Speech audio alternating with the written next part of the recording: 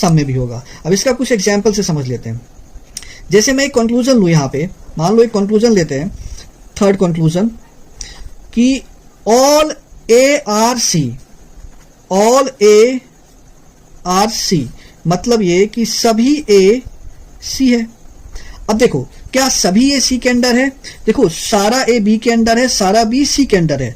तो इससे एक बात तो क्लियर हो गया कि ए जो है वो सबसे अंदर है, वो बी के अंदर है, पूरा बी सी के अंदर है। तो इसका मतलब है कि ए बी सी के अंदर ही होगा। तो मतलब ऑल वाला तो आ रहा है ना इससे, तो इसका मतलब ऑल सही हो जाएगा।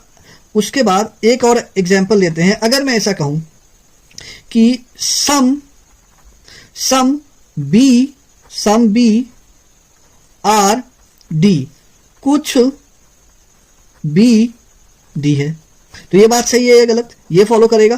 देखो, कुछ बी डी है, तो देखो सारा ए बी के अंदर, सारा बी सी के अंदर, सारा सी डी के अंदर। तो इसका मतलब है कि देखो, सारा बी तो है ही सी के अंदर और सारा सी डी के अंदर है, मतलब पूरा का पूरा बी भी डी के अंदर है। जब सभी बी डी के अंदर है तो कुछ बी भी डी होगा ना।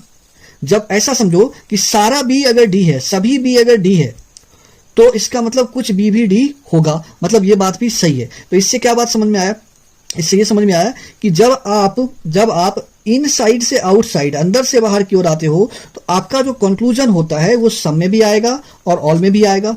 लेकिन अगर आप बाहर से अंदर की ओर जाते हो तो जो आपका कंक्लूजन आता है वो सम, मतलब कुछ के फॉर्म में आता है।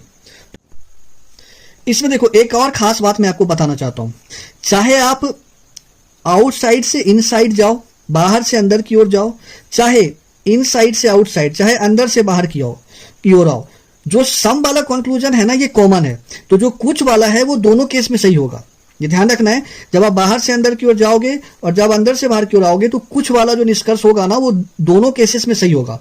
बट ऑल की अगर मैं बात करूं, तो वो जो अंदर से बाहर की ओर जब हम आएंगे तभी ऑल वाला फॉलो करेगा, आ जाएगा अच्छी तरीके से। एक दो बार वीडियो को आप देखोगे तो और अच्छे से समझ में आ जाएगा। धन्यवाद।